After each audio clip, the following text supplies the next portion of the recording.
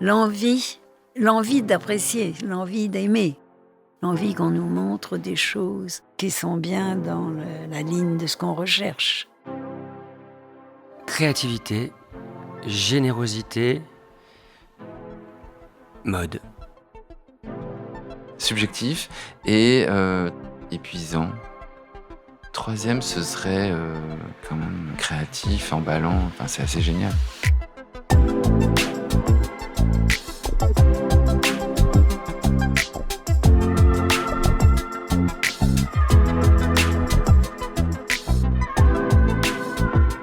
Qu'est-ce qui fait d'un défilé ou d'une présentation de mode un événement à dimension artistique unique en son genre ? Pourquoi la Paris Fashion Week continue-t-elle d'attirer toujours plus de monde ? Et comment se saisit-elle des innovations ? Quiet Luxury, Y2K, Punk, Queer ou encore Sportswear. Dans Catwalk Calling, designers, journalistes, chercheurs, figures emblématiques du monde de la mode reviennent sur les défilés cultes de la Paris Fashion Week.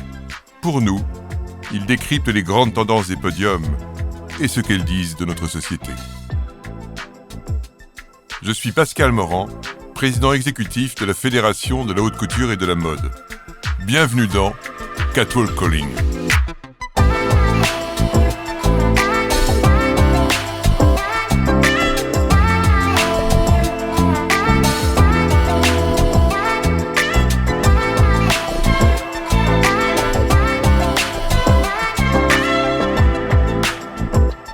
La Paris Fashion Week est un rendez-vous incontournable qui rassemble les professionnels de la mode et les personnalités les plus importantes à l'échelle internationale.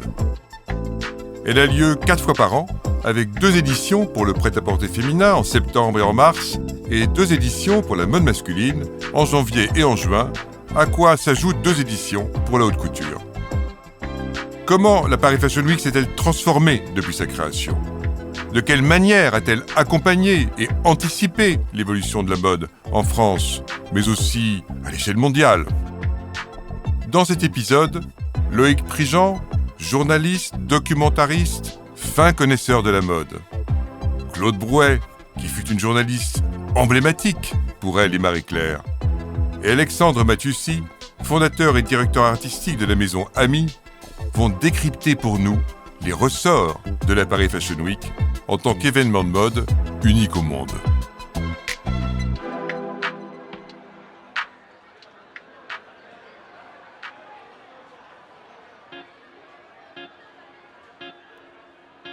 Les 10 ans de Nicolas Ghesquière chez Louis Vuitton, c'est un défilé hyper attendu.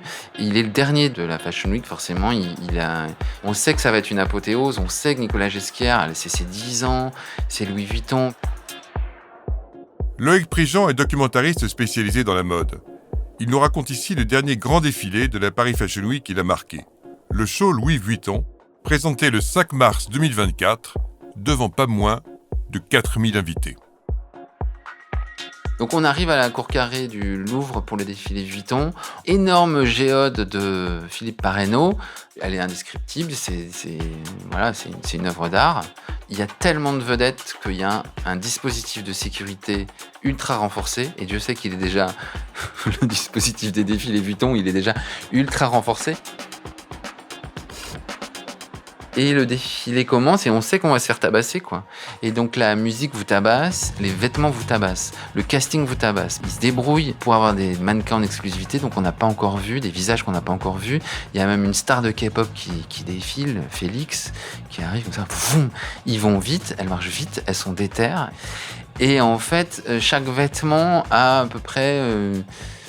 10 couches d'informations qu'on pourrait lire, quoi. Et ce qui fait que quand les silhouettes arrivent et s'égrènent, c'est impossible de toutes les analyser bien. Et quand vous en avez analysé une, vous êtes fort déjà, et vous êtes tellement genre waouh, j'ai réussi à processer toutes ces infos d'un coup. Et donc ça vous met dans un état de transe. Honnêtement, c'est de la transe. En plus, vous êtes crevé, vous êtes beaucoup amusé, vous êtes beaucoup excité pour plein de choses et tout ça. Et vous voyez autour de vous que tout le monde est dans le même état que vous. C'est les gens les plus blasés de la Terre et ils redeviennent excités, quoi. Et on devient tous excités. Et moi, j'étais à côté de Sophie Fontanelle et on poussait des cris genre « Ah, waouh, waouh, waouh !» Et il y a une jubilation vraiment extrême. Cette ambiance électrique que nous décrit Loïc Prigent, semble être depuis toujours dans l'ADN de la Paris Fashion Week. Mais en réalité, les défilés n'ont pas toujours ressemblé à ça. Claude Brouet était journaliste de mode pour les magazines Elle et Marie-Claire. Elle a été l'une des premières en France à couvrir la mode du prêt-à-porter qui apparaît dans les années 50, alors qu'elle-même débute sa carrière de journaliste. Ses souvenirs des premiers défilés dépeignent une ambiance bien différente. Ça ressemblait à une petite présentation, il n'y a rien à dire. Hein. Je ne sais même pas s'il y avait de la musique, je n'en suis pas sûre. Il y avait des rangées de chaises, on notait, et c'était des mannequins qui passaient, on les voyait de très près. C'était dans les locaux, généralement dans les locaux de la maison de prêt-à-porter. C'était une présentation à la presse. Il n'y avait pas de clientes. Au début donc, il n'y a pas de défilé organisé dans le cadre d'un événement unique, puisque chaque maison fait ses présentations dans ses propres locaux. C'est au début des années 70, dans la foulée de mai 68, que les créateurs commencent à parler sérieusement d'un regroupement. Et en 73, Kenzo Takada est arrivé à Paris. Sonia Rykiel s'est mise à faire des présentations dans sa boutique qui change tout. Il y a aussi Emmanuel Kahn, Jacqueline Jacobson et il y a Karl Lagerfeld qui travaille chez Chloé avec Gaby Aguillon. Ce qui est intéressant dans la mode, c'est que la mode est l'expression même du temps. On essaie de concrétiser à sa façon l'air du temps, un air de famille pour toute une époque, pour tout un moment. Et tous ces gens réalisent qu'ils font un prêt-à-porter hyper créatif, qu'ils font déjà des présentations des défilés, mais que c'est dans le désordre, que parfois les flics arrivent pour arrêter parce que ça fait trop de bruit. C'est arrivé avec un défilé Cacharel qui était un peu dehors et un peu nocturne. Et donc ils disent à Pierre Berger et Saint-Laurent, attendez, vous aussi vous faites un prêt-à-porter depuis 66, défilons, organisons-nous, faisons une semaine des défilés, ce qu'on appelle aujourd'hui la Fashion Week, qui fera que les acheteurs sont là en même temps, les journalistes seront là en même temps, et on va faire un boom. Et on va être plus moderne que cette couture qui ronronne. Et donc, a priori, c'est en février-mars 74 qu'a lieu la première Fashion Week parisienne, avec des défilés très remarqués. Plus précisément, le courant des créateurs de mode émerge dans la deuxième partie des années 60. Il a été initié par deux personnalités. D'un côté, Didier Grabac, qui en tant qu'industriel a été le premier à produire le prêt-à-porter des couturiers, notamment de Saint-Laurent. Il était alors à la tête de Mendes, entreprise fondée par son oncle qui n'était autre que Pierre Mendès France. De l'autre côté, la grande designer André Putman. En 1971, tous deux fondent la société Créateurs Industriels, plateforme de rencontres et de projets communs. Le premier défilé de créateurs industriels se tient à Paris, en avril 1971, dans les bureaux de Mendes. Les créateurs de mode apportent très vite leur lot d'innovation, à l'image du show la même année de Jungle Jap, qui est devenu Kenzo.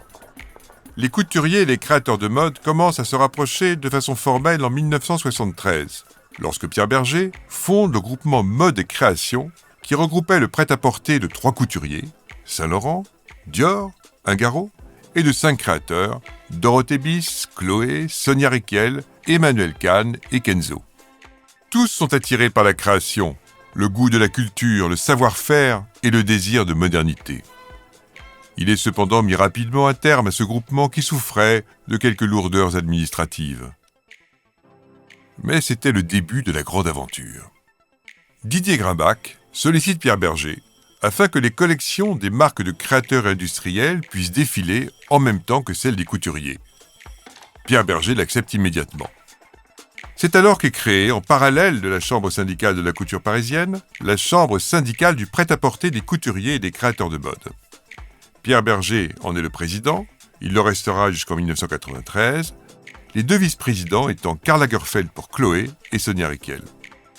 Il s'agissait alors de donner une unité de temps qui a perduré, et une unité de lieu qui s'est concrétisée dès 1982 dans la cour carrée du Louvre, puis une décennie plus tard, au Carrousel du Louvre. Dans mon souvenir, le premier moment de regroupement se passait à la Bourse du Commerce. Enfin, c'est ce qui est resté dans ma mémoire. Plusieurs stylistes ont présenté là et on présentait également le week-end, ce qui était une première. Donc, je me suis dit, là, ça y est, ça devient un bloc.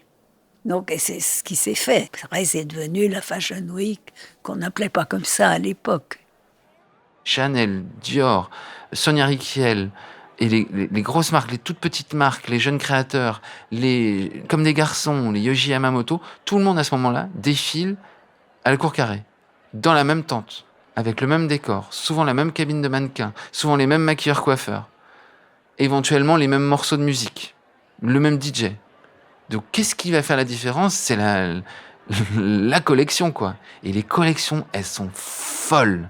Ça devient reconnu dans le monde entier que Paris est la capitale de la mode et que si t'es créateur ou créatrice et que tu veux être reconnu et exister, il faut passer par la case Paris. Pour Claude Brouet, il est d'ailleurs inconcevable de manquer une semaine de la mode. À la fin des années 70 et dans les années 80, les défilés, c'est devenu très important. Je me souviens d'une année où j'ai eu une bronchite. Et mon médecin m'a arrêtée. J'ai dit, moi, je ne peux pas m'arrêter. C'est la manne pour 6 mois de travail. Je ne peux pas. Alors, il m'a donné des médicaments, il m'a laissé y aller. Mais je n'envisageais pas ça. Comment ? Je ne verrai pas, mais je ne peux pas faire mon travail si je ne vois pas les collections. C'est dans les années 80 que Claude Brouet vit pour la première fois des expériences fortes de défilés de mode. Les défilés de Claude Montana, c'était extrêmement pompeux, très sophistiqué. Il y a un défilé de Montana, j'ai tellement applaudi, ma montre s'est arrêtée. Ça n'a peut-être pas de rapport, mais je me souviens de ça.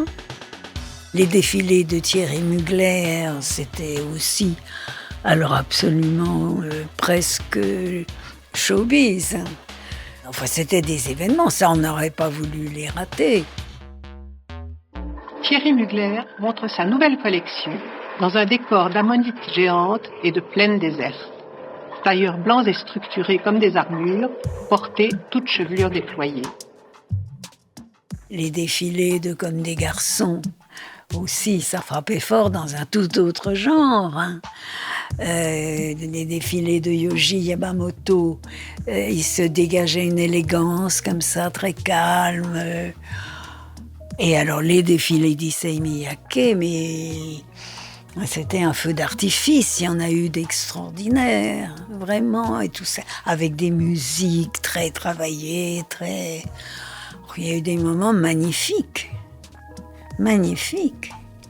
Et Jean-Paul Gaultier, mon Dieu, comment est-ce que je pourrais l'oublier ? Les défilés de Jean-Paul Gaultier, pour rien au monde, on aurait raté ça. Ce côté extraordinaire des défilés des années 80 s'étend dans les années 90. Alexandre Battiussi, le fondateur et directeur artistique de la maison Ami, a bien en tête les images de mode de cette époque. Je grandis donc à la campagne dans les années 90 et à la télévision dans les années 90. Il y a Viviane Blassel sur TF1 et Marie-Christiane Marek sur Paris Première qui racontent la mode. Avant même le câble et toutes les fashion TV et tout ça. 20 habilleuses pour 20 mannequins, un Pierre Berger qui se ronge les ongles à cause du trac, un Saint-Laurent qui accessoirise, un coiffeur armé jusqu'aux dents et un très grand top modèle. C'est l'inventaire des collections. Et le créateur français est très, très célèbre. Jean-Paul Gaultier, Thierry Mugler, Claude Montana. Il y a des très très belles histoires de mode dans les années 90.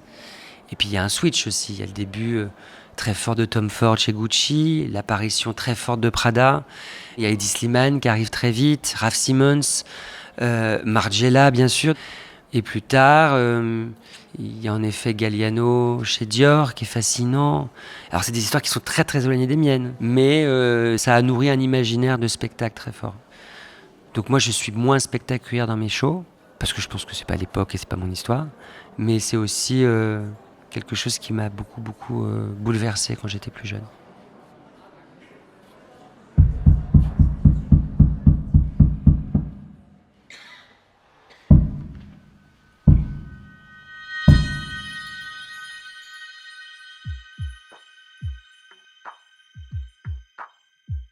Alexandre Mathussi parle de spectacle au sens le plus global du terme.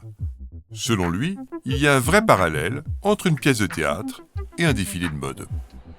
Pour moi, c'est l'endroit qui raconte le mieux l'histoire, en fait. C'est la réunion de tous les éléments que j'aime dans la mode, c'est-à-dire l'idée du spectacle dans la présentation, l'idée de la mise en scène, de quelque chose d'extrêmement chorégraphié, avec la narration, le choix du casting, le choix de la lumière, de la musique, et puis cette idée du petit théâtre, du théâtre avec l'arrivée du public, la lumière qui s'éteint, la salle qui se met à parler tout bas, et puis la musique qui commence, le premier mannequin qui sort, les applaudissements à la fin.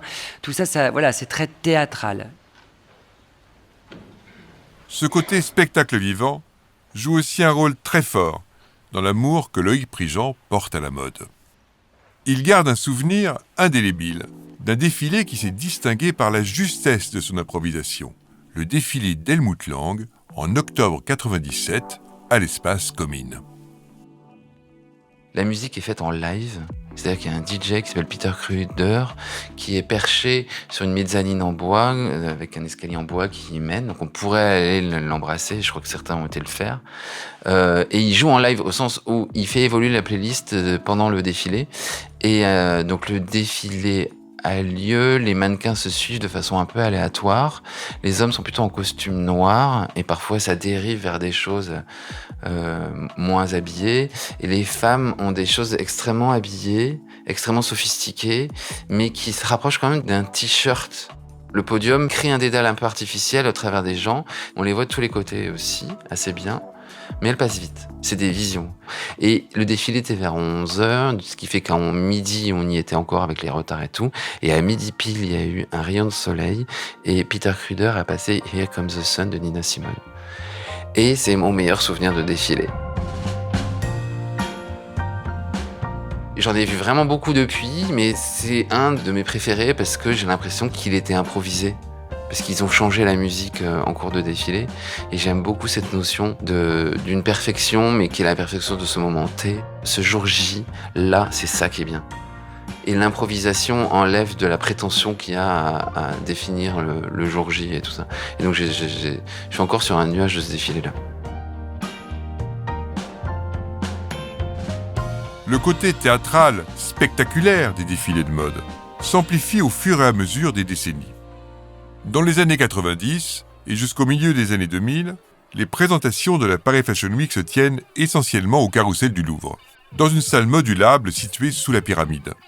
Mais bientôt, ça ne sera plus suffisant. Le dernier grand défilé Chanel qui a lieu, c'est celui d'octobre 2004 avec Nicole Kidman, le fameux, où on voit bien, à la fin du défilé, où il y a une invasion du podium par les photographes, qu'on est à l'étroit. Et donc Chanel a besoin d'aller au Grand Palais, d'inviter, je sais pas le chiffre, mais peut-être 3000 personnes. Parce que quand on voit certaines caméras zénithales qui filment les défilés de Chanel au Grand Palais, moi il me semble qu'il y a plusieurs milliers de personnes. J'imagine que la jauge du Carrousel du Louvre devait être limitée à 1200 ou 1500 personnes et qu'ils ont besoin d'un quelque chose de plus grand.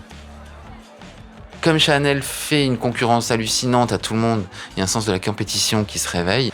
Je pense que le sens de la compète à Paris, c'est vraiment un atout de Paris aussi. C'est que toutes ces maisons regardent ce que font toutes les autres maisons. Il y a vraiment une envie de faire plus fort, mieux. Et donc on a eu des défilés, on a eu la locomotive de Louis Vuitton, quoi. Le sens de la compétition, d'accord. Mais qu'est-ce qui constitue l'ADN de la Paris Fashion Week par rapport à celle de Milan, de Londres ou de New York? C'est la seule. C'est la seule. C'est devenu quelque chose de vraiment fou où Paris dépasse Paris aussi. Où on n'est pas juste à Paris, on est dans toutes les villes du monde. On rentre dans plein de cerveaux différents. versus Milan où on rentre dans des maisons différentes mais la mentalité reste très très similaire, à quelques très rares exceptions près. Mais j'ai l'impression quand même qu'à Paris, il y a vraiment beaucoup de défilés plus alternatifs, avec moins de pression sécuritaire et où on peut encore s'amuser, où il y a un sens d'improvisation, il y a un sens de joie, de communauté, il y a un milieu qui s'exprime, quoi. Ce qui distingue peut-être la Fashion Week de Paris, c'est qu'elle est exceptionnelle par le nombre de créateurs et de maisons qui présentent leurs collections. C'est très riche, on est toujours très excités quand la Fashion Week de Paris commence. Il y a des grandes maisons qu'on adore, des jeunes créateurs qu'on admire, donc je pense que c'est une Fashion Week quand même à part.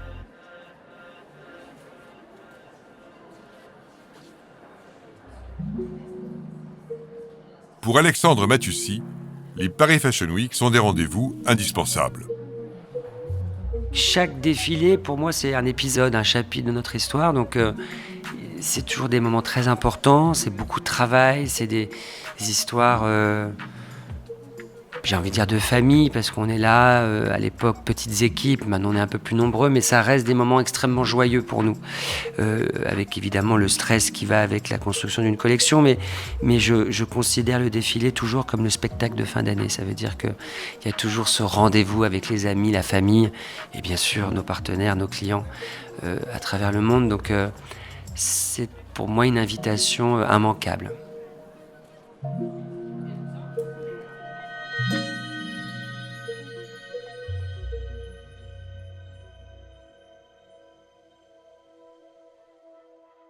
Depuis la crise du Covid, cette invitation s'est en partie digitalisée, notamment avec la création en 2020 de la Paris Fashion Week Online, initiée par la Fédération. Elle a ouvert de nouvelles perspectives en offrant une double dimension physique et digitale au calendrier officiel, tout en conservant l'essence même de cet événement historique. Le potentiel de créativité s'en est trouvé augmenté. Chez Ami, Alexandre Mathussi s'est ainsi appuyé sur des procédés cinématographiques pour la conception de ses défilés. Je pars du principe que chaque défilé est un court-métrage, c'est-à-dire ça dure un quart d'heure, avec encore une fois un début, un milieu, une fin, un cadre, avec un décor, une direction artistique, un casting qui raconte quelque chose, une coiffure, un maquillage, un stylisme, une musique, enfin tout ça, ça semble comme au cinéma. Avec vraiment ce final qui vient annoncer la fin du spectacle. Donc, et puis il y a les applaudissements. Donc, en fait, tout ça, ça raconte vraiment que c'est comme un court-métrage. Donc, le point de vue caméra est pour moi aussi important que le point de vue théâtre, c'est-à-dire du public dans la salle. Parce qu'aujourd'hui, voilà, les défilés sont vus par des millions de personnes, des millions de fois à travers le monde. Donc, cette image-là, cette image filmée est très, très importante. Loïc Prigent confirme que cette immersion du digital a véritablement changé la manière de faire des défilés. La mise en scène des défilés a vraiment été encore améliorée. Moi, j'ai vraiment assisté à des défilés où l'attaché de presse prenait 20 minutes à se caler sur le fauteuil qui allait celui d'Anna Wintour et à voir si elle avait un bon angle. Le chiffre d'or de ce défilé, c'était là où elle était assise, Anna Wintour. Et aujourd'hui, c'est ça qui est vraiment bien, c'est que chaque siège est un premier rang d'Anna Wintour. Les metteurs en scène de défilé et metteuses en scène de défilé font vraiment en sorte que tous les gens qui sont là auront le meilleur angle, la meilleure image du défilé. Donc ça a rendu la mode vachement plus lisible aussi, je pense. Et le digital a conforté le dynamisme du milieu de la mode. Le Covid a eu un effet incroyable de renouvellement, comme si on avait avalé une plaque de gingembre très violente, quoi. Et les défilés tels qu'on les a fait en 2022 sont plus les défilés tels qu'on les voit en 2024. Et 2026 sera différent aussi. Parce que des nouvelles plateformes émergent tout le temps, des nouveaux influenceurs émergent tout le temps, ou disparaissent tout le temps. Et les médias, là récemment, par exemple, depuis à peine un an, quasiment tous les magazines se sont mis à faire vraiment beaucoup de comptes rendus quasiment en direct sur leur plateforme au lieu d'attendre 2-3 mois ou une semaine pour faire leur compte rendu, quoi. C'est vraiment en direct. Et je suis étonné, le défilé Chanel de 10 heures et analysé, dépioté avec des vidéos et des photos, des commentaires des stars au premier rang par plein de magazines avant 15 heures. À 14 heures à peu près, tu vois déjà le truc émerger. Donc là, il y a un effet qui est hyper nouveau d'analyse à chaud, mais vraiment en profondeur des défilés. Ça, c'est le nouveau truc de cette année. L'expérience physique est une dimension essentielle de la mode. Et le sens du toucher est intrinsèque à la création. C'est ce que pense Alexandre Matussi. On a besoin d'une réaction immédiate, avec un public dans la salle, avec une respiration, un souffle, un applaudissement, un regard. Et puis il y a aussi ce public derrière son téléphone qui vient valider avec son petit cœur ou avec un commentaire si ce qu'on a fait lui a plu ou pas. Donc le défilé, je pense que ça sera toujours le meilleur format, je pense. Après, je vois pas comment on pourrait présenter la mode différemment à ce moment-là, en tout cas. Et puis ça reste un rendez-vous pour tout un tas de gens qui se retrouvent dans ces moments-là, qui est la presse, qui est bien sûr les acheteurs, les clients, puis maintenant les célébrités, les influenceurs qui font clairement partie du jeu et dont la vie compte aussi beaucoup.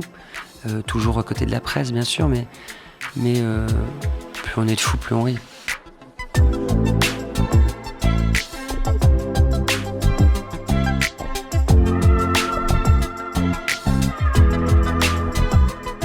C'était Catwalk Calling, épisode 6, sur la Paris Fashion Week. Ce podcast est une création de la Fédération de la haute couture et de la mode, produit par l'Acme Productions, préparé, tourné et écrit par Lola Berthet, réalisé et mis en musique par Thomas Rosès, avec la voix de Pascal Morand.